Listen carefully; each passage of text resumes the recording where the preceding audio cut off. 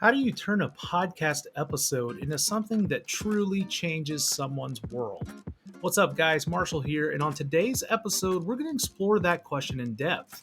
So, if you're listening to this right now, you've probably been deeply affected somewhere along the way by an episode of a podcast, but maybe you can't 100% pinpoint what it was about that episode that made it so special, right? We feel like we've got some pretty good ideas as to why that happens to all of us. Welcome to episode 103 of the Serial Progress Seeker podcast. Let's go. Welcome to the Serial Progress Seeker podcast, your ultimate destination for unlocking the secrets to building a successful podcast. Each week, we gather a community of experienced podcasters, industry experts, and trailblazers to discuss everything from growing your listener base to generating revenue to the latest industry trends, plus a whole lot more. Okay, Serial Progress Seekers, let's get started with the show. All right, so today we're going to talk about one of my favorite topics, which is why did podcast explode? What was like the catalyst for certain podcasts, some of our favorite podcasts, both us sitting here in the room talking about this and our listeners? There's certain podcasts that we absolutely love, and what was it about those podcasts that absolutely made them explode?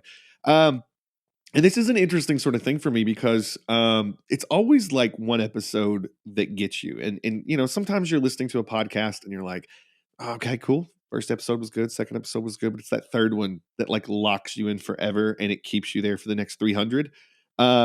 Sometimes you come sort of in the middle. Sometimes you come and they're 100 episodes down and you listen to something and you're like, oh, what is this? And you just become absolutely addicted. Interesting sort of story here. Like Netflix is really, really good about this. Netflix actually keeps stats on everything. Obviously, all of our viewing habits. Like we're completely like locked into Netflix, and Hulu, I believe, does this pretty darn well too. From my experience with both of those apps. But what happens is they can actually tell you exactly when the vast majority of viewers locked in, and what they're kind of tracking here is maybe you watched an episode a night.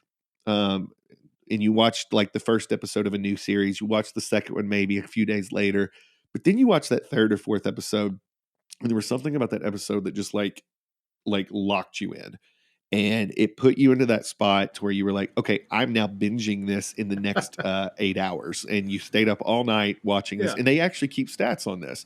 And that data is very interesting. And so that's what today's podcast is about. We are going to talk about some very historical podcasts. Some of them, if you're listening, you will know. Some of them you will not know. But we're going to dig in and we're going to talk about podcast. Now, before we get into that, you guys have already made fun of me for this off the recording. I brought a I brought a cup. Like I was like, I was panicking. You guys were shooting a podcast before this. And you were like, hey, it's time, come get on. And I wasn't included on that one. So, I jumped in last minute and I was like, I need to get some water. And of course, being the mature adult that I am, the only cup that I had was a Moscow Mule cup. Yes. So yes. I poured water. I promised there is water in this, but I poured my water in and right. You know, the second that I sit down, the two of you were like, oh, what are you drinking there? And I was like, well, here's the we deal. just assumed you came straight from the bar is what it is. We figured you just came straight from the bar to the pod. Here's the deal. And this is what's funny.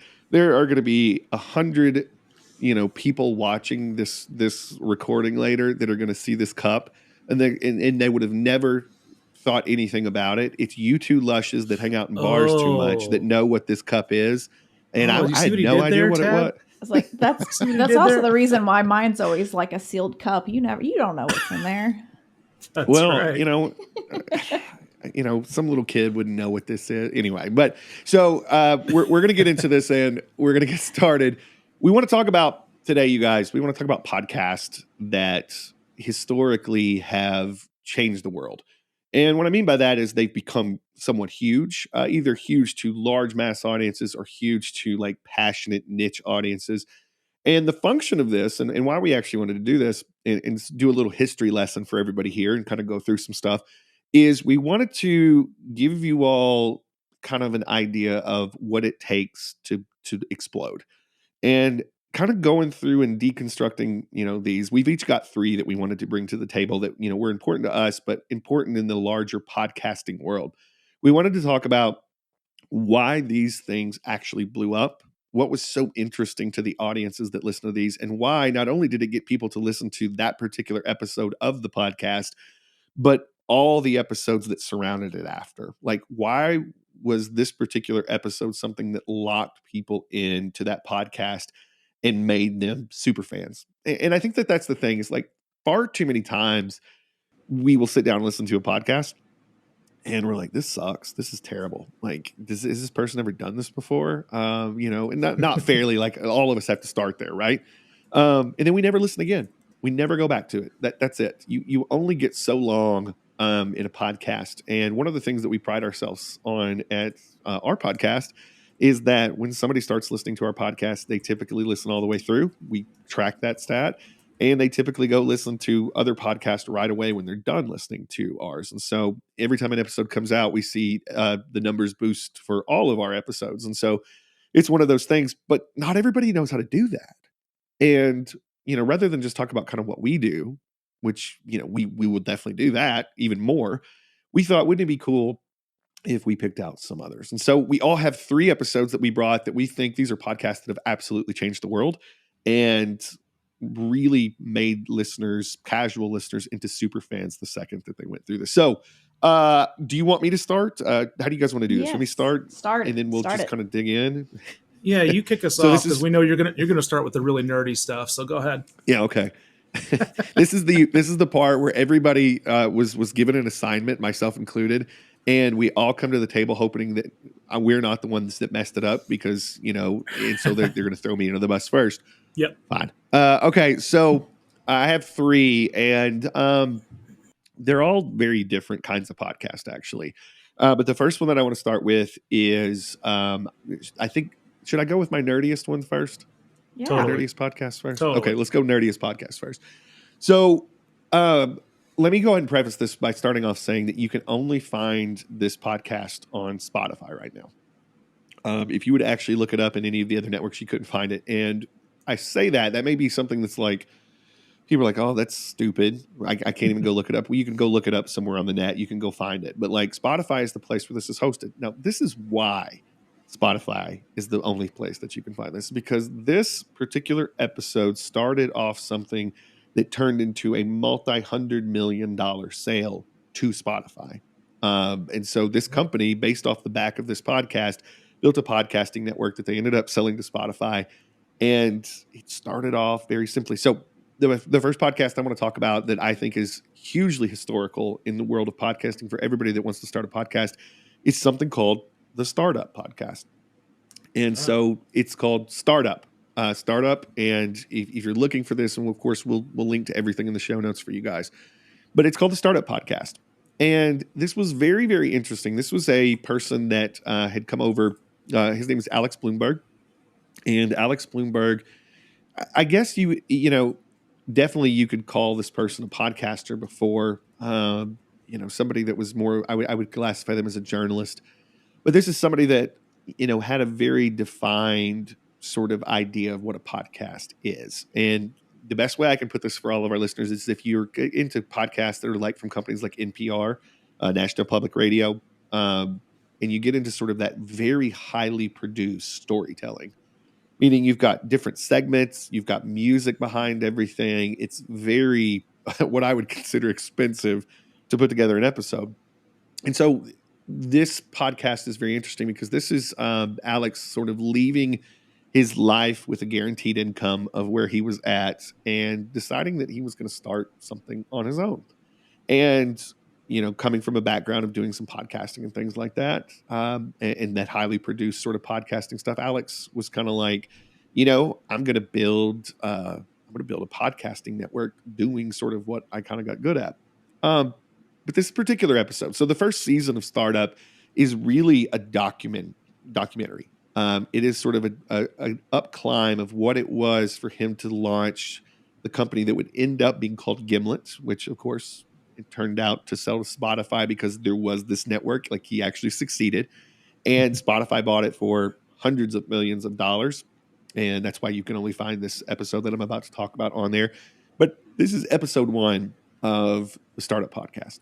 And, this is one that kind of like nailed getting people's attention right out of the gate. And it's no accident, I don't think, that they nailed this right out of the gate, because Alex Bloomberg, experience with podcasting coming from where he was before, experience with storytelling.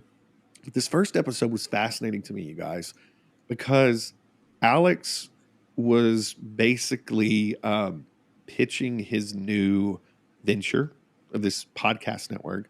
He was pitching this new venture to a billionaire. And the very first, podcast episode of Startup was called How Not to Pitch a Billionaire. And Alex actually took his phone out and was recording himself pitching and like falling on his face with pitching, sort of this whole entity. And so there was something just extremely fascinating about this the first time. The first time I started listening to this, I was actually on a stretch where I was heading to the gym very early in the mornings. And so I was sort of in the gym early in the mornings, and I had kind of heard about Gimlet and heard about this podcast, and I started listening to it. And from like the first probably 5 minutes of this podcast, I was like, oh no, like this is what I'm going to do at 5 a.m. for the next, however many weeks. But it was absolutely fascinating to me to listen to real time what this person was going for. Now this, just to sort of preface this, we're in kind of a time right now where podcasting is getting just massively huge, and podcasting is a lot more well respected. There's a lot of very highly respected people in tons of different fields that podcast. And so there's a different vibe now than there was back when this went live. This went back live like in 2014. So we're shooting back a stretch here. Mm-hmm. And so this particular podcast, and I highly recommend everybody go find it. You can probably, Google it and find places to listen to it if you're not a Spotify person. But this particular podcast, the Startup Podcast, episode 1, go listen to How Not to Pitch a Billionaire. And what I specifically want everybody to listen to is how Alex, even in this weird time in his life, told a story of him falling on his face trying to start a company. And I just think it's fascinating to listen to somebody who doesn't know what the ending's going to be to the story, tell a story as it's happening. And going back and listening to the Startup Podcast season number 1. Now they covered different startups as that podcast progressed, but going back and really listening to that first season, specifically episode 1, that absolutely changed my life. It changed the lives of so many people that listened to that episode. And this was like a viral groundswell of, as every episode of this podcast went live, watching their audience grow and grow and grow, and how they leverage that initial audience into value in their company. But eventually into a sale of, hundreds of millions of dollars to Spotify, because Spotify said, hey, if we bring this podcast over, we're bringing a lot of this audience over too. And so, I think it's very, very cool. Interesting to kind of see, it was a beautiful thing. So, in terms of like my Mount Rushmore of podcasts, that's, if we're talking episodes, not like, whole podcast, but episodes. Episode 1 of the Startup Podcast is up there for me because of that reason. And it's something that, like, if you're someone that's serious about, podcasting, I think going back and listening to that style, even if like that's not your style of podcast at all, it is highly educational to kind of see that, even though we're talking years and years and years ago, like almost 10 years ago now, which blows my mind. But it's an absolutely classic podcast episode that I think everybody that's interested in podcasting and the business of podcasting should go back and make it part of their sort of tool belt that they've got. So that's my first one. Nice. Tab, you want to go next? Nice. Yeah. So I'm not a nerd. Mine's not nerdy at all. Oh, thanks. I don't know about that. I'd say nerd. I actually listened to that podcast that you just mentioned, so it was a good one. But mine's way different because I am the person that likes to listen to murder podcasts, like most females in the world. I don't know why I do. I think it's just like the dissecting why people do the things they do, like trying to figure out, like, was this person ever hit on the head? Like, what's wrong with them? I've always wondered, because I'm like, is it a like morbid curiosity into the murderer, or is it tips on how not to get murdered? Both. And okay, well, that works too. Like, Yep. it's something that's very interesting to me. So It's no, go ahead. it's both, but so I love, most of mine you're going to see are kind of murder related. So that's the nerdy side of me, is I like murders. So my number one pick of mine is called My Favorite Murder, which sounds ridiculous as a podcast name, but it's really, really great. This podcast started in 2016. It has two hosts, Karen Kelgriff and Georgia Hardstark. These are two women that have been in the entertainment industry in various aspects, that came together sitting on their couch, and they just started this podcast. And each girl comes to the table with a murder that she has researched to talk about. And the other one doesn't know what the other one's going to talk about. So one girl starts, she tells the whole story. The other one asks great questions that, anybody that's listening is normally going to think to ask. And so they just go back and forth talking about these murders. And it honestly just feels like I'm in the middle of somebody's living room having a conversation, even though I'm not part of the conversation. It's just really a fun time. They have hilarious personalities, which you would think with a murder podcast, it wouldn't be anything humorous, but they somehow make it hilarious, which is great. The one thing I loved about it is Karen. She has a tendency, when she's thinking things through, she'll start singing her thoughts. And it cracks me, because you guys have caught me doing this a time or two. Like, I'll be thinking something and then I'll sing it out loud, and she does that all the time. So, and they don't hold things back. Like, they tell stories about doing drugs when they were younger, and just there's lots of things in here. It's really funny. But the one thing, and I know this is where I failed at the assignment, is I can't pinpoint the exact episode where I was like, that's the one. But I can tell you that it was probably in the hundreds of somewhere in there when I was listening. And there was this episode where they were talking about this girl that was getting stalked, and she was, as a female, our instinct is always to never be rude, to always be polite, to always be appropriate. And one of the other hosts said, fuck politeness. Don't do that. Fuck politeness. If somebody's making you feel uncomfortable, do something about it. And it just, something with that just stuck with me. And then not long after that, they started this whole tagline of stay sexy and don't get murdered. And there was just something about that just really stuck with me. And it's so funny, because now they've got this cult following, that all these women that listen to them, they have all these Facebook groups. And they were talking in one of their episodes, I think by episode 8, they had over 1,000 people in their first Facebook group, which is incredible. But now I went in yesterday and started looking up, and I started Googling like how many Facebook groups. I stopped counting at 32. There are 32 Facebook groups for what they call Murderinos, which is their fan group. But they've got My Favorite Murder, the Greater Memphis area, My Favorite Murder, Nutrition Cult, My Favorite Murder, Travel Murderinos. Like, there's different segments of these Murderinos. And the one thing that's always funny is that you'll see these Facebook posts of somebody, I caught a murderino out in the wild, where somebody will have an SSDGM sticker on their car. And the other person knew exactly what it was. Like, you guys, if you saw an SSDGM, you would have no freaking clue what they're talking about. But the one thing that this podcast is really great at is creating an entire group of people that are just segmented together. That's a real community, which I think is pretty incredible, because right now they've got 337 full episodes, but they also have 333 minisodes, and their minisodes are one things that I really, really like. They take fans that have written in talking about their hometown murders, and that's all they talk about on those minisodes. They take a fan email where that fan has written in talking about something that's happened in their hometown, and they talk about it. Nice. Which I thought was pretty incredible. So that's my nerdy one, is my favorite murder. And it's I love very, the very community popular. part. Oh my gosh. Yeah. Yes. Well, I think the side of this is too, in speaking to that, is, it's not something I listen to, but it's absolutely a podcast I've heard of. Mm-hmm. And, I think what's really cool about that is, just like there is there's something about that type of podcast and the listener base, I think, and maybe what you're trying to like we were joking around earlier about what you're trying to get out of that podcast. But I think bringing together a community of people that are also trying to get that out of those podcasts, that does lock in a community.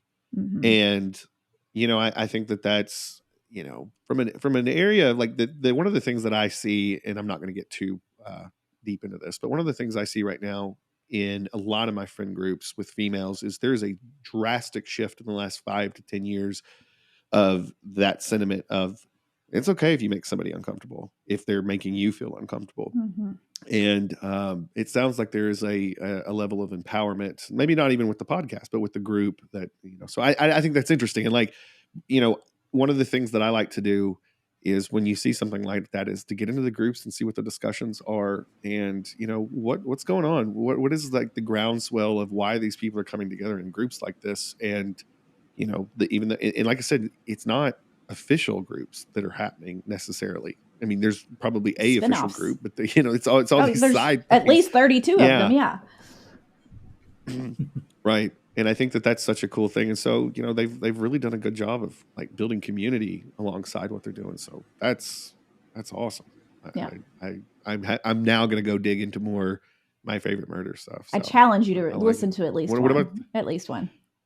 No, I'm totally in. I mean, you've convinced me. And like I said, it's one of those things that when you start to see like that's something that's happening around a podcast, you're like, okay, well, I'm missing something. So, Yeah. that's cool. Marshall, what you got? Oh man, are you ready? So, So we This is got a something- nerd and a murderino. What's Marshall? oh, this is a different kind of nerddom. Just get ready. This is an interesting one for me because this is a podcast that I came across at my very infancy of even knowing what a podcast was. Coming across it, and so I'm going to go ahead and fly this flag now. Ben, you already know this because you and I have known each other for 30 plus years. Tabitha, you're going to get to know it as we get to know each other better and better over the next few years, probably. Because it's not a flag I always wave in public all the time, but I am a card-carrying WWE wrestling fan. Have been literally since I was a baby child. My mom tells a story about her going to a wrestling match with my dad when she was pregnant with me and me just kicking in her stomach all night. So this is something that literally started from the very, very beginning. And all that to say that when I start to become conscious of podcasts and what kind of entertainment value that they could bring, I came across one that was called Something to Wrestle with Bruce Pritchard. And this is, It's a great name. I just like, it's Something to Wrestle. It's pretty good. It is a good name. So it's your typical interview style podcast, but Bruce Pritchard is a guy that worked behind the scenes, literally at Vince McMahon, who was the owner of WWE, at his right hand since the boom of wrestling in the 80s. And I'm talking about, Hulk Hogan and, Roddy Piper and all these guys starting to really build big.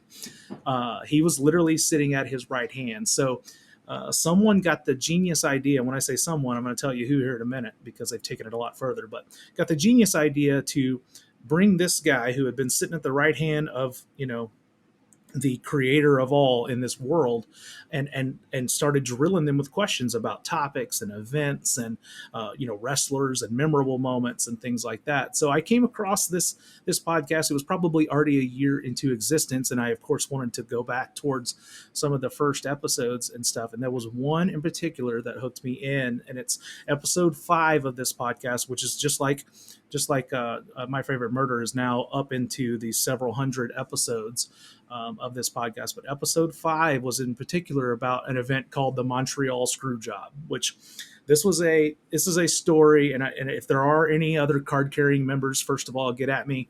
If you're listening right now, let's talk, let's be friends. But anyone in this world knows what the Montreal Screwjob was, because it was a very, very large story that happened in the world of wrestling, because it blurred the lines of quote unquote, fake WWE and real life. And it really, really Whoa. did. Maybe Well, Yeah, I know. I fake. know. Fake is the wrong word. Please edit that out. That is not the right word. But, but yes, and this was one of the first times, and this was at the boom of wrestling, is when we were in junior high and high school, and this was the kind of thing that was. You talk about water cooler talk. Like I can remember us walking down the hallways of junior high, and everyone literally talking about on a Tuesday morning what happened on Monday night the night before. This was the Right. absolute height of wrestling, and.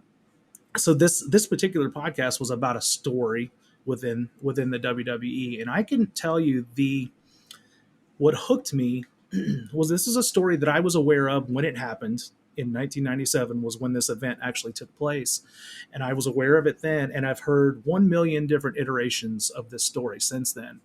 But hearing this particular version of it and this account of it from someone who literally was behind the curtain sitting next to Vince McMahon when all of this was going on hooked me.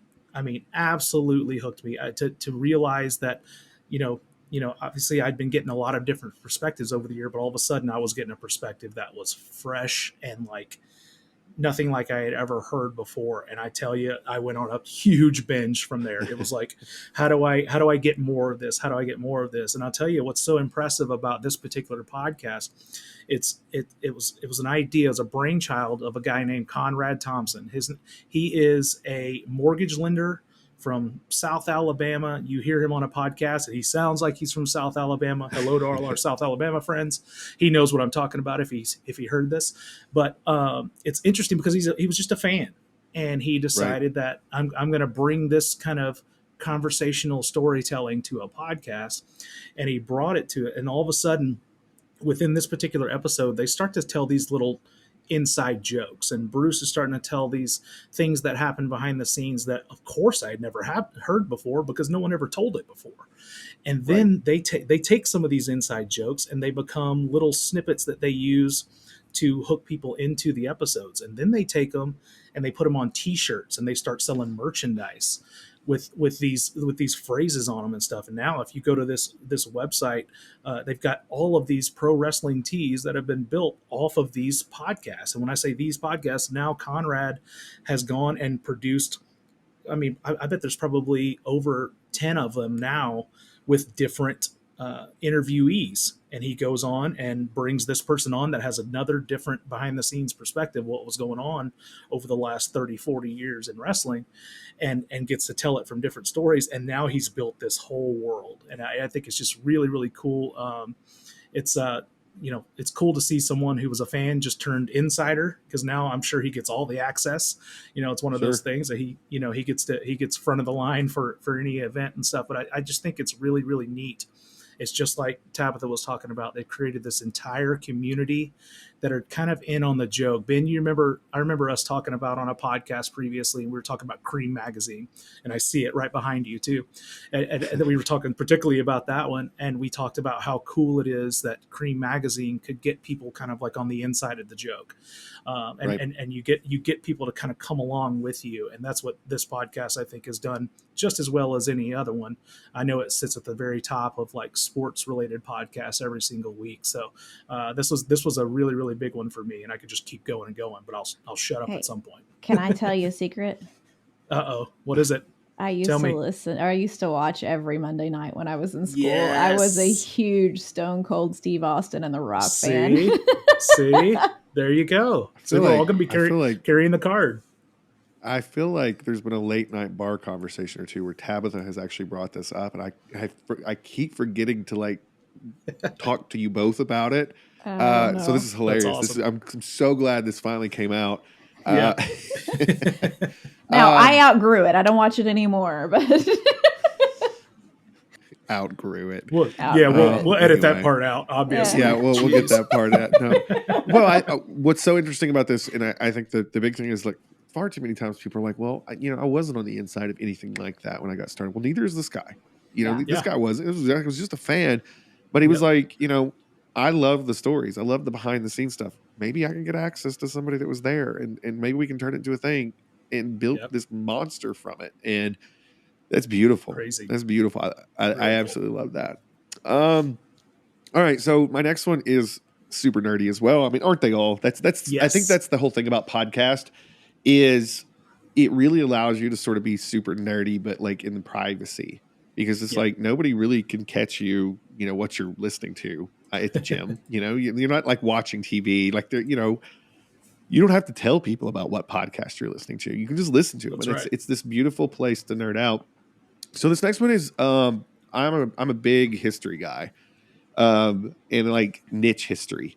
I'm not always into like super big historical topics. Not that there's anything wrong with like World War II. Like I think that World War II is fascinating. There's all these big topics that I think are super popular, but like I get really into like these really tiny things. Everybody here makes fun of me because I watch the Food That Built America. Like it's like one of my favorite shows right now. And it's just literally breaking down, people that built big companies cooking food. It's stupid stuff like that I get into. But so this is sort of in that vein. But there's this particular guy, and his name's Dan Carlin. And Dan, journalistic background, very, very captivating human being. But Dan puts together podcasts that are not for the weak of heart. And what I mean by that is not that they're like, not that there's a lot of crazy language or anything like that, but we're talking like you have to be a committed person to get through a lot of Dan's podcast. I don't think it's very difficult for Dan Carlin to put together a podcast that's under 3 hours long. It is just what it is. But there's this really interesting segment that I think Dan Carlin podcasts fit into. I'm not listening to Dan Carlin when I'm going to the gym. I'm not listening to Dan Carlin when I'm, cleaning, the house. I'm not doing any of that. Dan Carlin pretty much fits into my road trip sort of thing. Like if I'm driving to the ocean and I've got like 8 hours in front of me, I'm going to like go into a Dan Carlin podcast. So Dan Carlin, very interesting business model. I have to mention that before I get into this actual episode. But, Dan Carlin's business model for this podcast was pretty simple. He would have out at any given time probably 10 to 15 podcast episodes in his hardcore history sort of portfolio. And most of those episodes would be series, so 3 of those episodes would fit into a series. And like, you'd kind of follow that. And then like they'd just fall out of the rotation and they would just be gone. And you'd be like, well, I love that episode. I actually want to go back and listen to that episode again because I've listened to a few of these a few times because I was so into them. And what Dan would do is Dan would have his podcast episodes in to sort of grab people because all of his episodes would land in, high history sort of search rankings. And Dan would sell episodes that had been pulled off on just iTunes. So you could just like literally go, this is before we had like, stuff like where you could support people privately and like pay a subscription. Like, so he was just like, put it up like a musician. He would put it up on iTunes and you could buy it, download it. And then you had the podcast on your phone, but he would do this. And so I apologize to everybody, but the episode that I'm about to tell you about is an episode that you can't, just publicly go get anymore. But it's a famous, famous episode in the Dan Carlin universe because it pulled so many people in. And I think the reason it pulled so many people in is because this one was actually a little shorter. But it was called Prophets of Doom. And so Dan Carlin, Hardcore History, Prophets of Doom, it was episode 48, or at least that's what it's listed in iTunes if you were to go buy this. But Prophets of Doom was very, very interesting because it tackled religion. And it tackled, and it was safe enough because it was far, the period in history that it was far enough away that it wasn't like he was speaking about any current. And there's a lot of disclaimer in the beginning of this one, by the way. But he was speaking about religion and sort of what happens when people take religion to extremes and they buy into people that are charismatic figures. And so it's the story of these 2 individuals that go into this town and basically cause a religious stir. And they basically build up this little cult in a very short period of time. And they're driving, it's the Anabaptists. I'm not knocking Baptists. This is not the same thing, folks. So this is what we would call the Anabaptists. But the idea of this podcast is he really kind of trains in on this very brief period of history in Münster, Germany, where you end up with these 2 figures that basically have this cult. And people come forward, and then the cult just gets weirder and weirder, as cults tend to do very quickly. And the rules start getting worse and worse on the people that have bought in. And then all of a sudden, uh, out comes somebody to put down this rebellion because it's becoming a problem. And it does seem to happen to cults. It's a tale as old as time. But the end of this podcast, I'm gonna spoil the end for you guys a little bit, because I think the end of this podcast is what made this podcast so interesting. At the end of this podcast, the 2 or 3 folks that are sort of at the head of this cult meet a very horrible, horrible demise.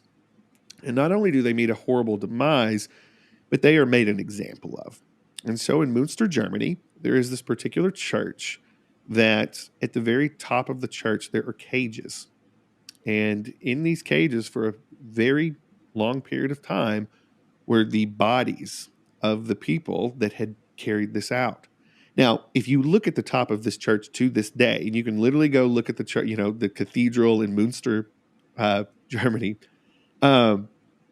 you can see the cages that these people were in. Now, they're no longer in them. There's no skeletons. There's no bones. There wouldn't be anyway. But like for a very long time, at the top of this very high structure, they raised these things up. And so there was this very interesting telling of this tale. It was a short episode. And this is something, by the way, that is available in history books to anybody out there. Dan Carlin's a good storyteller, great storyteller. But it's not something that, you had to be there or you had to have been a part of something famous to tell this story. But he found this story that was exceptionally interesting, a lot to learn from in terms of what's going on. And, we still see cults pop up and, get craziness happen. And then there's this interesting sort of ending to it that you can actually go look up online and see a visual, because it's funny, when I was listening to this, I was like, man, this is like some really, really small town. But then you see this cathedral, it's huge. You're like, this was not a small town. So the perspective in the world that was created in this, hour and a half that I was locked in with this story, and I couldn't stop listening. I've listened to it 4 or 5 times from this point. I literally could not stop listening to what's going to happen next. What's going to happen next? And so I bring this up, this particular episode. This episode brought droves and droves of listeners because it was one of those episodes that people just shared. Because even if you were into the really long Dan Carlin stuff, it was hard to tell your friends to go check out Dan Carlin, right? This was a shorter one. And this is something that almost from the get-go is hard to stop listening to because of the way the story is set up. So I bring this up to say this episode went down in history as one that really brought a lot of listeners to Dan's audience. If you go listen to the way the stories are told, this is, it's probably a couple bucks on iTunes or wherever you can buy songs. You could probably go find it, by Googling it too. Dan Carlin, Prophets of Doom, it's part of his Hardcore History series. And the storytelling and the way the story was told and the way that it was drug out, but also the way it was resolved, the inflection in which Dan tells this story is something that's very, very interesting. And, I think we're seeing a theme here with stories. Telling stories is a big, big part of this. But for somebody that is selling a product that I consider sort of hard to sell, which is history, 3 hours long, and you've only gotten through 1/3 of the whole story, this was an episode that sort of went a little against the format, still in the format, but I think brought in a whole new set of listeners, and it gave Dan the permission from people. Like he once he had them for that one, they were like, yeah, it's worth spending 3 hours with him. And so I think there was probably an explosion of this. And like I said, I am on Reddit all the time, and every few years, I'll see the quick little snippet of the story of the Anabaptist and the church and the cages in Münster, and it never fails, you guys. There's always a list of comments underneath that story, and it's, hey, Dan Carlin does a great story, like a walkthrough of this, and more listeners come in from there, and every single time. And so he's got like this really interesting built in. And I mean, if I'm Dan Carlin, I'm probably on Reddit every few years planting that story, to start that again. And once you sort of understand how that works, it's interesting. So that's, like I said, Dan Carlin Hardcore History, episode 48. It's called Prophets of Doom, and fascinating. And if you listen to that and you're doing any sort of podcast like that, this is the model to follow, to pull people in a really, really big way, and to get people to tell their friends about it. And it's just telling a historical story. And there's just something about that particular story that really does it. But I think that there's a lot of stories that a model can be applied to. So that's my other super, super embarrassingly nerdy story. I mean, there's a lesson there, obviously, but I have to admit how much of a nerd I am to tell that story. So, Tabitha, what do you got? Please take the heat off me. A little bit murdery to me. I'm like, I could see you getting into murder podcasts when you talk about that one. It's super murdery, and it's just the most murdery. And when I really think about it, I need the murder to be a few hundred years removed. Okay. I'm not comfortable with 10 or 20, apparently. No, I'm just kidding. But there's got to be a historical element. Years, I am into the super murdery podcast if they are like, no, but I think it comes down to this. It's, when I think of it that way, I can understand, because it's trying to understand the human condition. Mm-hmm. And for me, I like to understand, I like to believe that we've come a long way. But then have we, and I think that that's the fun part of these murder podcasts too, especially my historical murder podcast, now that I'm thinking about it. Okay. What do you got? We're not that different. That's all I'm saying. We're not that different. So my next one, again. We're not. Well, I knew that. So. Yeah, is a murder podcast, but this one is drastically different than the other one. The first one I told you about had a lot of humor to it. It was a lot of comedy. There was a lot of laughter there. This next one is very much not that. This next one is called Voices for Justice. It is hosted by Sarah Turney. Sarah Turney is the sister of the missing teen, Alyssa Turney. So the way I got into this one is I was actually watching a YouTube episode of another murder show where she was the guest, and they were interviewing her, talking about her missing sister and all of the stuff along with that. And she was pitching her podcast, talking about, she's going to tell her sister's story. And I had to have more. I had to go and listen and get more of her story. So what makes this one so interesting is the fact that she believes that her father is the one that murdered her sister. And so this whole podcast, I know, is told in her perspective about why she thinks her dad is the one that killed her sister, who's never been found. Her sister's never been found, so they just assume that she's dead at this point. But there's a lot of audio of Sarah where she calls her dad up on the phone and she records it. And you hear their actual conversations of her talking about her childhood, her talking about why she thinks her dad is, suspicious in all this stuff. She actually goes back, and this it reminds me a lot of that startup podcast, because there's a lot of interviews, a lot of past stuff that she pulls in. Like, she'll take family videos and pull the audio out of that and play that on the podcast. So you get the story of what their childhood looked like and how her sister was abused and she wasn't, and how the dynamic in that household was growing up. But then it also goes into how she helps the police actually arrest her dad, not for the murder of her sister, for something completely different. But it goes down that whole path of, everything that happened in their house up until the day her sister went missing. And then from that point forward, of her trying to get her dad to confess to what he has done, or what she assumes he has done. She does not hold back at all. She talks about how pissed off she gets at the police, about how they drop the ball on certain things. You will hear conversations of her talking to detectives where she calls them up and she's like, what is going on? Why isn't this being taken care of? It is just a really compelling podcast. So right at this point, there's 31 episodes of her talking about her sister's case. Her dad was arrested, again, not for what we assumed it was for something else. So at this point, she has paused that story, and now she has gone on to tell other people's stories. So she's picked up the podcast and kind of moved in a different direction. But from the get-go, from episode 1, you hear a conversation of her calling her dad up, who she hadn't talked to in 2 years, and was like, hey, 2020 wants to interview us again about Alyssa being missing. And he's like, nope, don't want anything to do with that. And just, you hear this whole family drama story about, her missing sister. And it's an incredible storytelling. But it's not just a story, it's a real story. There's people involved, and it really pulled me in. Well, I think that, that's, we sort of get into different ways pods are structured. And I think something that is, and you're right, there's a lot of relationship to the startup podcast there.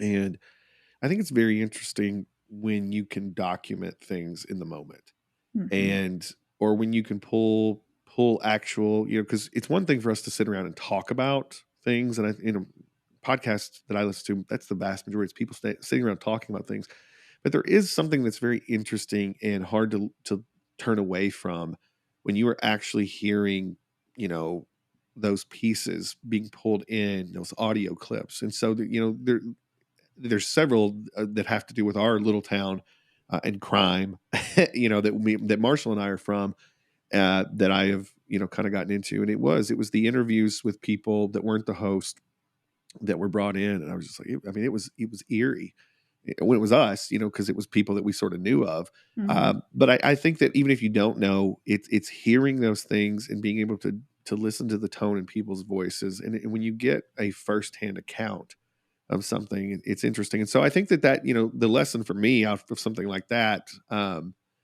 is do not be afraid to bring in those firsthand accounts, and don't be afraid to for the pod to be a little more than just you talking, Yeah. because when you're telling stories, to have that's Well, and the one insanely thing that I powerful. loved about this podcast is she's has zero experience with podcasting, like none whatsoever. And she didn't do Right, this because she wanted to be a podcaster. She started this because she wanted something to happen with that case. She wanted somebody to be held responsible right, for her sister. And I think that's why I like it so much. It's unpolished. It gets better as it goes along as far as the quality is concerned. sure. But the reason behind starting the podcast is what I really, really, really held on to. Well, and part of the reason that we do what we do here is, yeah, we teach people how to make money with podcasts. We teach people how to sort of make this a lifestyle business. But I think that the thing that gets away from people a lot of time is how powerful you can be when you're standing up on a stage. And the reason we love podcasting so much is because you can very quickly create your own stage. And yeah, you can get stuff done when you have a stage to stand on. And, Mm-hmm. before podcasting, before the era that we are so lucky enough to live in and to work in right now, it was very difficult to get a stage because somebody had to grant you a stage, Mm-hmm. put you on it. And now you can go out and do something. And if you can do something interesting and put something together, you've got a stage, and it can cause things to happen. The serial, I know we're not going to talk about this today, but the serial podcast, not the serial progress seeker, but the serial podcast, that was monstrous. It brought podcasting into a completely different space single-handedly on its own. That gets an honorable mention. Um, the only reason I didn't bring it up myself is because I was not a big listener, but my wife was a huge listener. Everybody that I knew that, especially folks that are into murder podcast, Serial was a huge, huge boom into bringing people into podcasting for the first time. And if honorable mention in case none of you brought it up, maybe somebody did bring it up. They have that, but uh, it's one that I think if you want to see how to do that style of storytelling, now this was a personal experience. This Serial's not so much, but just crazy the things that you can do with a podcast and the stage that you can build from the ground up. And you're Mm-hmm. right. You don't have to be that experienced. You just have to have a Mm-hmm. story to tell. And that's the big thing. So, uh, yeah, Marshall, you're up. Yeah, you Lighten the guys mood went for heavy on us. me. Yeah, I was gonna say you guys went heavy on me there for a minute. Sorry. Don't worry, don't worry. I'm always gonna bring the light back out because that's Good. where I live. That's Let's where I hear live. something else that's Uh, nerdy and goofy. yeah, speaking of nerdy and goofy, I got you. Don't you worry. Big time movie buff. Honestly, I'll put it out there. I'm a big time pop culture buff. So if it's movies, Right. music, sports, obviously wrestling, we already got into that. If it lives in that world, I'm in. That's kind of my main lane. And there's a podcast that came along, and I can specifically remember when it came along because it came along, and obviously I think there was a big boom. We probably could stand a touch on this. There had to be a big boom of podcasts during COVID, right? Like I know that's where I Yep. really fell in love with podcasts because I was it was a time where there wasn't a lot of new television coming out. There wasn't a lot of new movies coming out. So I started looking for my entertainment in other areas, and podcasts is kind of where I zoned in. And this particular one was like 100% for me, and it's because it kind of built on the nostalgia of movies. So there is a podcast that has been a part of my existence for the last several years, and it came from a guy. His name is Bill Simmons, and I'm sure that a lot of our folks listening know Bill Simmons, and if they don't, check him out because it's a part of the Ringer Network, which has since sold, just like Ben was talking about Gimlet earlier, sold to Spotify for boo koodles amounts of money. But he had a lot of just generalized podcasts starting, and there was one in particular that I really gravitated towards because it was called The Rewatchables, and it was all about movies, and it's literally a group of friends. Now, of course, they're all professional acquaintances, but they all came and would sit around a table, and they would talk about the movies that they love to watch. Now, the caveat was it's not just movies you like to watch, but movies that if you're sitting on the couch at 2 a.m. and you've had a night out, or you come to the you're hanging out on a weekend and it comes on at 1 p.m., no matter where the movie is in the movie and it shows up on your TV, you're going to pick it up and you're going to watch the rest of it. And that's the definition of a rewatchable. So we probably all have those. I could think of a bunch of them right off the top of my head. And and this particular one was a different one for me, Ben. We talked about, trying to, maybe highlight some ones that we think took these podcasts to the next level.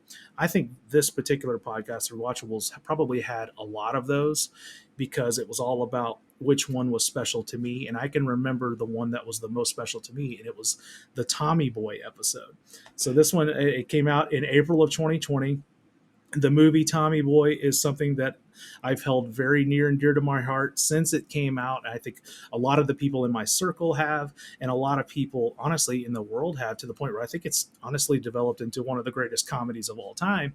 But it's something that I've always felt really special about. So, of course, I wanted to listen to a podcast where guys were going to sit around and talk about it and talk about what they got from it. Because I wanted to see, maybe if their experience from enjoying this movie was the same as mine. And I can tell you, I can remember, because this is one of those, and it's funny, you touched on one a few minutes ago, Ben, that you've listened to multiple times. This is one that I've listened to multiple times, and I get something new out of it every time. But this is the first one that I can remember sitting and listening to and going, man, I want to do what they're doing. Like what they're doing, sitting around a table, talking about this movie that just makes them happy, makes them feel good, brings them so much joy. They get so many literal belly laughs on this podcast talking about the different pieces of it. It felt like I was hanging out with my buddies talking about our experience watching this movie. And that was the first time listening to this podcast that made me go, man, I could see myself sitting in the seat of a podcaster. And I think I'd be willing to say that a lot of podcasters out there probably have one of those moments where they listen to something, they went, you know what? I'm a master in this subject. I know more about Tommy Boy than anybody else in the world. I could sit on a camera and talk about Tommy Boy for 2 hours, and I think that's the one that really took it to the next level for me. Like I said, I think this particular podcast probably was already on its way there. And if it didn't get there, maybe it wasn't this episode, but this is the one that did it for me. But I really felt like this is one that made me feel like, okay, I would love to sit in that seat. I'm sure you guys probably have had episodes that have done that to you too. And I know we're talking about some of them right now, but this is the one that made me go, okay, I'm in. How do I get involved? Something that, because I'm highly familiar with that podcast too. That's one that we privately talk about a lot. Yeah.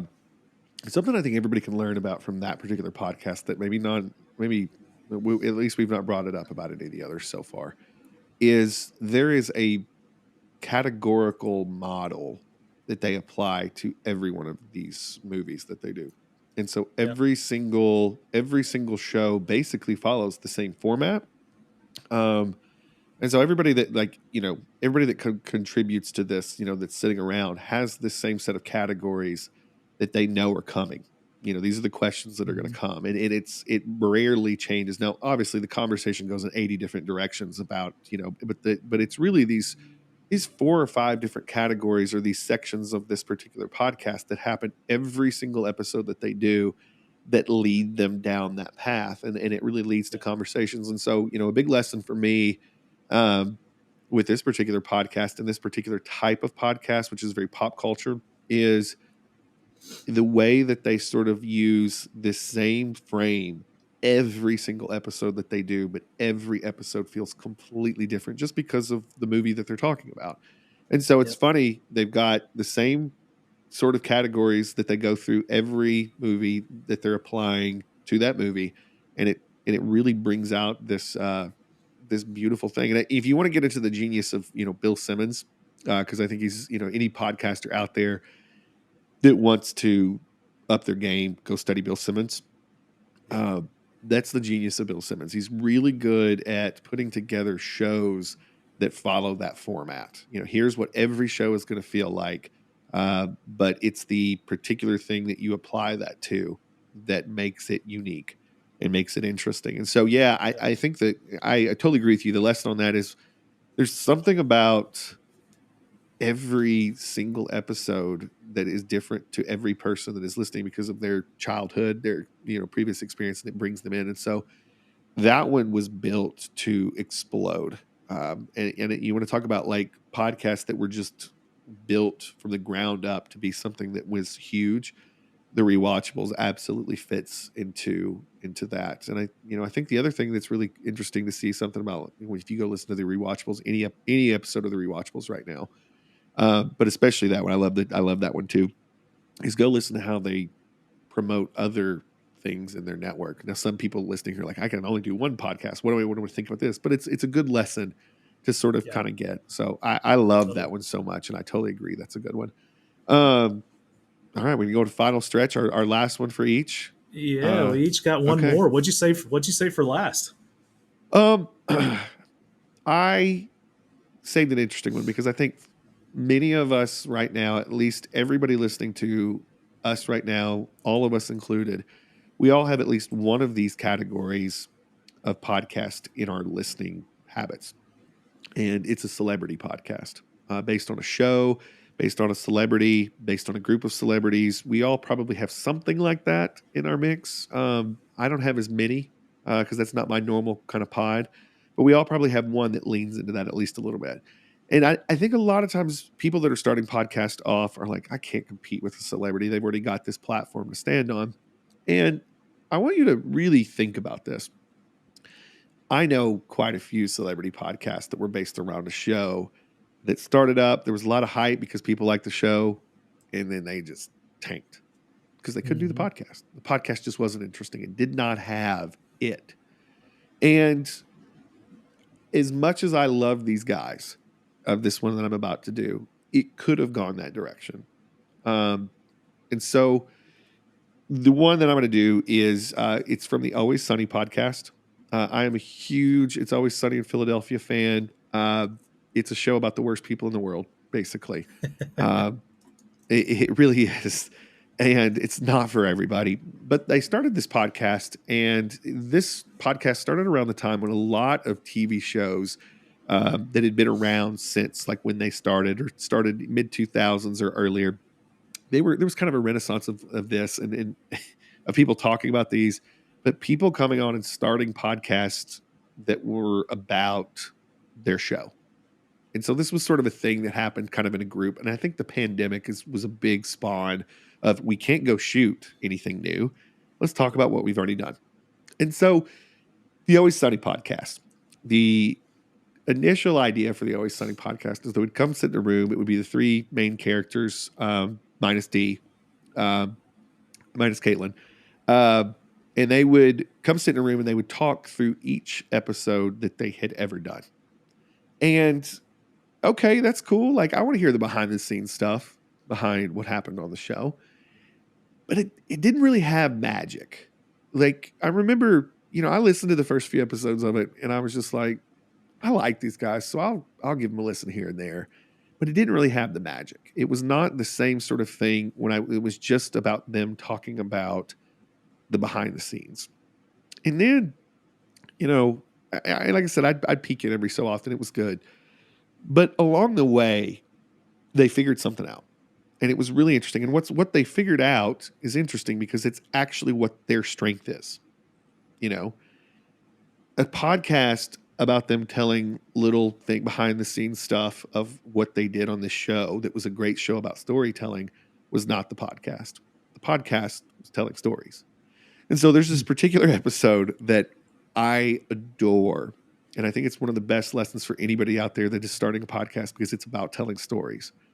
And the title of the episode, this is from January 10th, 2022. The title of the episode is Rob Almost Fights Someone Outside a Hamburger Store. And it is just a story about Rob, who plays Mac on the show, about Rob having his kids at a hamburger store and somebody trying to cut line, and Rob almost gets in a fight. And the episode, I don't think they sit down to record this episode, and that's what the episode was supposed to be. I really don't believe that. I believe that the episode was supposed to be them talking about a previous episode. But the story was so good. And the banter back and forth about this particular story of this tiny little moment that was probably an hour in Rob's life was such a good story that they made an entire episode about it. And when I listened to this episode, that was it. That was the one. I'm like, I will never not listen to a full episode again. I'm going to go back and listen to all the previous ones. I'm going to listen to, and all the previous ones aren't as good. But after that episode, everything sort of changed because I feel like they really, not that there weren't hints of it before, but they really started to understand, I think, what they were doing. They run what I would call a disguise podcast. The idea is like, yes, we're going to talk about the Always Sunny stuff. There's a lot of interesting stuff. They interview people from the past episodes. That's fine. But I don't think that's the essence of the podcast. And people here that are listening that were never on a famous TV show, you can't do that anyway. But what the strength of that podcast actually is just them telling stories from their life. And yes, they do have more of a platform because they are famous and there's something else that I love about these people. But I would listen to anybody tell these stories. I could literally put Tabitha in Rob's place and it could be Tabitha almost fights someone outside of a hamburger store. And that would be a captivating episode. I could believe that it would happen. Any of us, I could believe that any of us would get into this particular situation and react this way. And so there's that level of it too, is because this story also puts us in a perspective of, would I do that? How would I react in this situation? And so I think it's really good. What locked me into this podcast was not what I came for. It's not why I showed up to the dance. I didn't show up to the dance to listen to some off the cuff story, but that's 100% what locked me in. And listening to, people talk about the podcast after and how they reacted to this podcast episodes and episodes down the line, you start to understand that they got it too. This episode did something that a lot of the other ones didn't in terms of locking people in. And like I said, it's one that I highly recommend anybody go listen to. It doesn't start off with this being the theme of the podcast. Like, it literally starts off with them talking about stealing each other's parking spaces. I mean, it's something stupid. It's just like somebody hit record and it's like they didn't realize it. But then they get into this story and they can't let it go. They just can't let this story go. And by the time I think they get to the end of the story, that's the episode. And they've kind of missed everything else I think they were supposed to come and do. And I think that's it. What these podcasts really serve as is, if you can tell a good story, you don't always have to stay 100% on topic. And sometimes those little mistakes, those little offshoots, that's what your podcast turns into. And that's what people will stick around for and keep being there. So I put this episode up there for me because I think it's 100% okay when you're running a podcast sometimes to lean into craziness. If people don't like the episode, they don't like the episode. But sometimes it's what you become. And even though they still have the smoke screen of we're going to talk about the episodes, it's a completely different podcast after that podcast happens, in my opinion. So there you go. That's mine. And yeah, it's a different one, but I think it's one that we can all learn a lot from. Tab? Yeah. If somebody stands between me and a hamburger, there would be a fight. 100%. Right. So my last one, again, this one's not murder related. Similar, but not murder related. This one is called Something Was Wrong. It is hosted by Tiffany Reese. It launched in 2018. This is another one of those that I started listening from like episode 1, and I think it was just I was already done with a different podcast series that I was listening to, and it was one of those that just popped up and it was suggested. It had at that moment a horrible cover graphic, and I don't know why, but I just clicked on it and I was hooked from like the moment on. But this whole podcast, the aim of the podcast is to validate abuse victims and educate the public on important topics like emotional, physical, sexual abuse, cohesive control, and gaslighting, which I think is kind of interesting. And the season 1 that I was completely hooked on was all about this girl named Sarah who was engaged to this man, this Christian man that she thought was the man of her dreams, who ended up being completely a different person. She was basically catfished for their entire relationship, and she found out 1 week before their wedding. And it's an investigative storytelling podcast where this Tiffany actually goes and interviews Sarah, her sister, her parents, everybody in her family, talking about the progression of the very beginning of this relationship all the way up until the moment she realizes he wasn't who she thought he was. And again, a lot like Startup, where there's interviews and there's audio. At the very beginning, the audio is horrible because she's interviewing them and like you hear a lot of noisy background, but the storytelling of it is so good that you just stick with it. It's one of those, it's like an onion. You just keep pulling off layers to kind of figure out what it is what's there. I don't know. It's just one of those that I just stuck with the storytelling side of it and trying to discover why people are the way they are. Or maybe there's this internal side of me that's terrified that somebody is going to fool me because I am the most trusting person on the planet. And a part of me is terrified that somebody's going to pull the wool over my eyes. So I'm always trying to dig in there and figure out what these people are doing to fool other people. So. Well, I like the angle with that one. Yeah, it's different. Well, it's not even her story. It's somebody else's story. Right. Well, and I love that. And if anybody is sensing a theme to our Mount Rushmore here, you are really starting to see that we get real locked in with story when we see things explode. As we're breaking down the ones that blow up, they lean on story very heavily. They've got their core thing, but like it's when they really get into the storytelling part of it that things get really, really interesting. So I love that, and I love kind of the mission behind it. Yeah, that's good. And there's 16 seasons, and then every season's a different story where they dissect and break down somebody else's story of how I think season 2 was talking about a friend that was sick and the other friend was taking care of her, and they weren't really sick and she was paying for everything and all that good stuff. So, yeah. Interesting. I'll have to check that one out. Yeah. Marshall, bring us home. What you got, buddy? Yeah, it's funny. It's you, the one that you just went through about It's Always Sunny. You said a lot of the things about the way I felt about this one that I'm about to talk about. It fits in that same zeitgeist a little bit. It's all about the pop culture. Again, this is kind of where I lean. But this particular one became relatable for me at a certain point, and that's where I kind of really got hooked into it. So there's this podcast that you may have heard of called Smartless. Very, very large, wide range, wide listenership podcast, to the point where they've even developed now a series that's on like Max now. Pretty crazy. But it's for anyone that may not have heard of it, it's hosted by these 3 actors, Jason Bateman, Will Arnett, and Sean Hayes. And the premise of the show is one of them brings a guest to the show and they do a little teaser, and the other 2 don't have a clue who this guest is going to be. They bring them on, and then all of a sudden you got to interview them. So I could imagine there's quite a bit of like apprehensiveness, I would think, as a host of that particular podcast.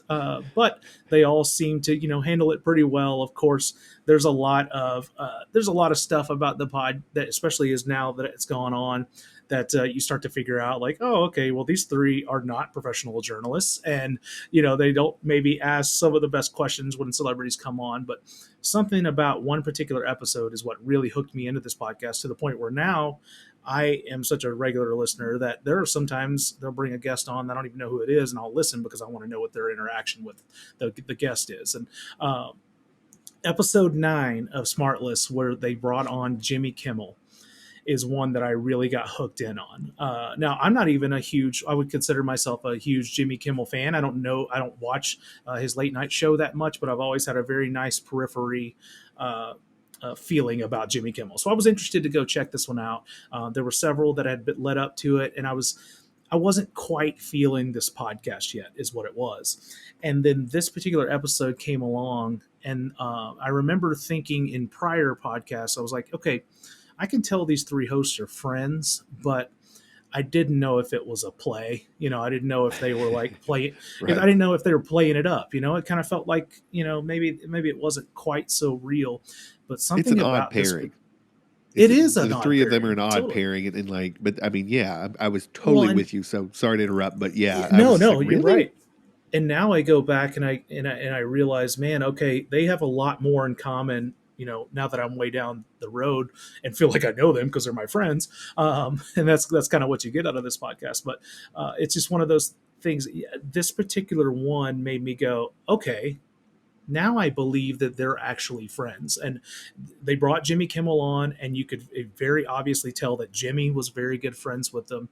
And the stories that kind of came out of this one, and there was one a couple more later that was with Jennifer Aniston that was also this way, that made me feel like, okay, now I kind of feel like I'm sitting at like a dinner table with these people, and we're sharing stories, we're swapping stories and stuff. And now I started to really get kind of hooked in. And for me, the lesson that I kind of took out of that one, and I know this one, this one again may not have been the one that kind of turned it for the actual podcast itself, but for me, it did turn it because it made me start to realize, okay, now I can kind of grasp onto the fact that they're really friends, and some of these back elements that are coming in, it felt a whole lot more real and a whole lot more relatable. And to the point now where they don't just get celebrities, they get the cream of the crop from a celebrity standpoint. They've had the president as a guest on the podcast, and it's really, really impressive the way that they've been able to grow it.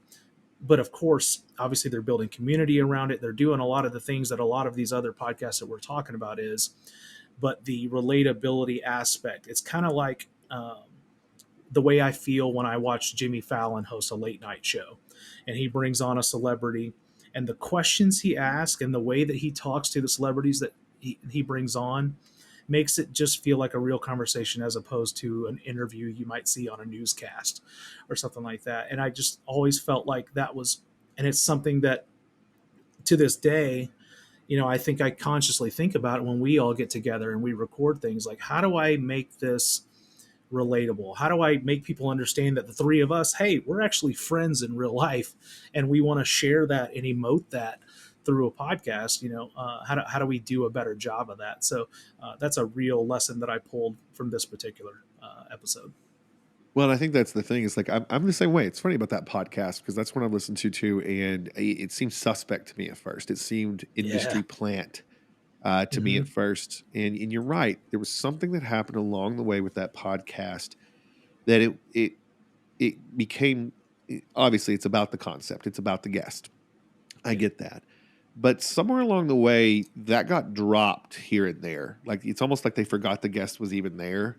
And they started telling stories that were between them that they just sort of included the guest in, and it was funny. And I'm sure that has to be a specific sort of setup. But I think that's the thing. If you're running a multiple host show, and this is something that we're having to get good at too, that like, because we all have a blast and it's not hard for us to be around each other in real life. The hardest part for us, I think, on our podcast is sometimes to get over the fact that we're, hundreds of miles away from each other when we actually get to do the podcast most of the time, because we all live in different cities. And we get really in this mode of trying to be overly professional, all of us. Like, I myself included, it's like, oh, this has to be this professional thing that we do. And that's what, if it's not done professionally, then the audio won't be right and the video won't be right and blah, blah, blah, blah, blah. And you lose some of that. We're sitting together in a bar telling shitty stories about each other. And, but I think it's exactly what was going on with that particular podcast. because I believe they shoot remotely, or at least when it started, they were shooting remotely a lot because of the pandemic. And so, you know, I think somewhere along the way, you started to see them gel into, it's okay if we go off topic for 15 minutes if it's funny. Yeah.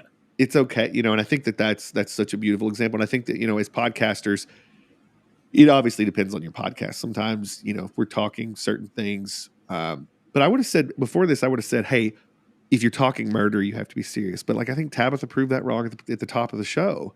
You know, there's huge podcasts out there with My Favorite Murder, and they're not, you know, because it's like, you know, but when I think about it, I'm like, you know what, if you weren't light with some of that stuff, it would drive you crazy. And so I think that there's a level of, you know, comfort in your own skin. And I think, you know, the lesson to me that we're learning here, and that's the thing, we also want to kind of document the things that we're learning behind the scenes, is, you know, we're learning how to get comfortable with this format. And it's like, we're all so comfortable when we're sitting around the table eating and doing shots. Right, Tabitha? We love, Tabitha loves shots, by the way. If you guys ever see Tabitha out, Big fan. make If sure anybody- the rest of us are not really ever into it. There But is Tabitha is always like, you guys ready for shots? No, there's an employee policy now that shots are not to be taken at any company event. Like it's in the rule book. It's in the handbook. It is. It's in the handbook. What are you going to For sure. do? What are you going to do? I mean, that's your thing, though. Like, No, it's not. Yeah, it's crazy. I'm You're- sorry. Hey, you're- I'm sorry that got put into the handbook, because like that's Hey, How Moscow are we even gonna Ben go over out? there. This is always your fault. Yeah, that's right. it's water. Anyways, sure. but I think that's it. I think that there's a huge element into, you know, making sure that you can be comfortable with this stuff. And so Smartless, you know, to close that down, I think Smartless is one that, like, I really watch those three get comfortable with their relationship, you know, from afar. And that was a fun moment for me. So we covered a lot today, and the idea behind this, and I'm very amazed that none of us, because we didn't talk beforehand, other than, like, I don't think anybody knew what anybody was going to pick. So it's amazing none of us actually picked the same podcast, because we do crossover with some of the stuff we listen to. The idea is, like, if you go back and listen to this podcast, I want you to just pull apart what each of the lessons was with each of these podcasts, and what you can pull out from each of these. And I challenge you, you know, pick one or two of them that sort of fit into your interest, and go listen to them. And listen to the content, but try to listen to these at a little bit of a deeper level too. This is why I go repeat some of these podcasts, because I'm like, what was it about that really pulled me in the way that it did? And try to kind of explore the deeper layer of what they're doing as podcasters, that draws you in a way that, like, it's hard to get away from after that. And once you start to understand what's going on there, but specifically how you can do it with your thing, that's where it starts to get really interesting. So that's the ball game. Is there anything I forgot today? Like, Yeah. There is. Professional outro. Wow, you know, That's right. So There it is. is there anything that we were supposed to talk about that I didn't think of today, or are we good? There absolutely is. We cannot Okay. walk away from this microphone without talking about this. Okay. Hit me. And this episode of Smartless that I was just bringing up is like the perfect segue too. So obviously what we decided that we want to do at the end of our podcast is something really fun to give our audience a little bit of a sneak peek behind the scenes for us about what we're like through the week, right? Like, we want them to connect with us, because that's where we get the most fun. And as we're building this thing, you know, something we all realize that we love to do, and I think everyone loves to do, is freaking laugh, right? So what we want to bring to this podcast every week is talking about things that are going on in our lives that are making us laugh every week. Yeah. And so naturally I think the thing that we want to do is we want to turn this into like a weekly award, and we're going to give it a name. So that's what we did. And this is the inaugural one. This is the inaugural winner of this award is also actually going to be the namesake of the award. So Ben, this is where I turn so much. This is where I turn it over to you. Do you want to tell us why this, what's making us laugh this week award, what we're going to call it, and why we're calling it that? Because this is going to be a fun combo. Hey, everybody, it's Creepy Dave. How are you? Wow, So, you do that way too well. If, Yes, way too well. if anybody is on TikTok or probably YouTube too, there is just this guy and we will link him in the show notes. But there's this guy, and it started off as very hilarious nature type documentary shorts. And basically, it's a simple tale as old as time concept of animals doing funny things, and you put voices on the top of them. But there's something about this particular individual. Now, every so often when you're doing what you're doing, and this is exactly what we're talking about, you kind of hit pay dirt with something that just connects with a ton of people. Creepy Dave is a buzzard. And the guy that does this voice, genius, I mean, in my opinion, but Creepy Dave is a buzzard. So I'm laying in bed one night and I'm TikToking when I shouldn't be. And Creepy Dave, the buzzard, comes on, and it's Creepy Dave, the buzzard, and he's interacting with crows. And the guy's doing the voiceover, and I lost it. I absolutely lost it. And then I proceeded in like middle of the night to text Creepy Dave to everybody. And for some reason over the past few weeks, Creepy Dave just continues to pop in our podcast meetings. And Creepy Dave actually has several episodes now. Like, the guy realized that Creepy Dave, the vulture, is taking off. And so he's done episodes after that. So if you don't know what Creepy Dave is, you can get on TikTok. You can probably get on YouTube. You can search Creepy Dave, and Creepy Dave the Vulture should pop up, and you can watch it.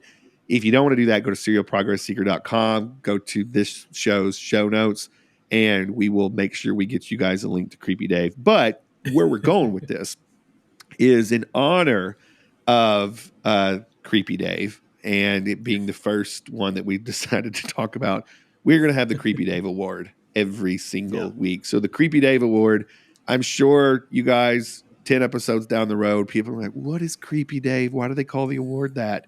And we're not going to even talk about it. It's just going to be the Creepy Dave Award. And so every week we're going to do the Creepy Dave Award. And that's just the stuff that makes us crack up the most. And but it's also ridiculous. And we realize that we're terrible humans for being entertained so much by so little. And now we have an unofficial podcast mascot. There he is. He's our guy. I'm gonna have to. We need to reach out to the guy that does Creepy Dave and see if he's okay with it. So every week we're gonna do the Creepy Dave Award, and winner number 1 is Creepy Dave. So I love that. I'm so glad you. I almost forgot. That's why I asked. You can't forget that. Come on. No, you can't. You absolutely can't. So. Listen, we're going a different direction than we have been the last 100 episodes. We should also mention that for any of you that have been our loyal listeners, I think you're going to love this even more. You've always been about, improving your life, running a business from a backpack. That doesn't change. That's going to stick around. But we're going to be leaning into podcasting. I believe, and all of us here at Serial Progress Seeker believe, that podcasting is the on-ramp. It's the easiest way to get into this life of running a business from a backpack, running a life where you actually enjoy the people that you work with, you enjoy your surroundings every single day. And so we're going to really be leaning into doing more podcast talk content, and really leaning into that and talking about how this is the way to do it. And the reason is, and I just want to be completely upfront with everybody as to what our decision-making is it's inexpensive, number one. You don't have to have a lot of money to start podcasting and to get out there and to make something that's just amazing for people. You don't have to have a lot of experience with podcasting. You just have to tell stories. And a good podcast concept and some intelligent design is really all it takes. And our job and what we're going to really focus on here is what's the intelligent design? And how does that all come together? How do you build one of these things without spending a lot of money in a smart way that can give you that kind of lifestyle that you want, and it can be your main thing? And so that's what we're going to be doing. And on that note, I think we're done. Are we done? We finished? We did it. All right. Thanks for listening, everybody. Have a good week. We'll talk to you soon. Thanks so much for checking out this episode of the Serial Progress Seeker podcast. If you want to listen to more episodes, learn more about our mission, or send us questions or feedback about the show, go to serialprogressseeker.com. You can help the mission by subscribing, reviewing, rating, and commenting wherever you listen to or watch podcasts. And be sure to connect with us on social media for all the latest through Facebook, Instagram, TikTok, and Twitter. We'll catch you next time, Serial Progress Seekers.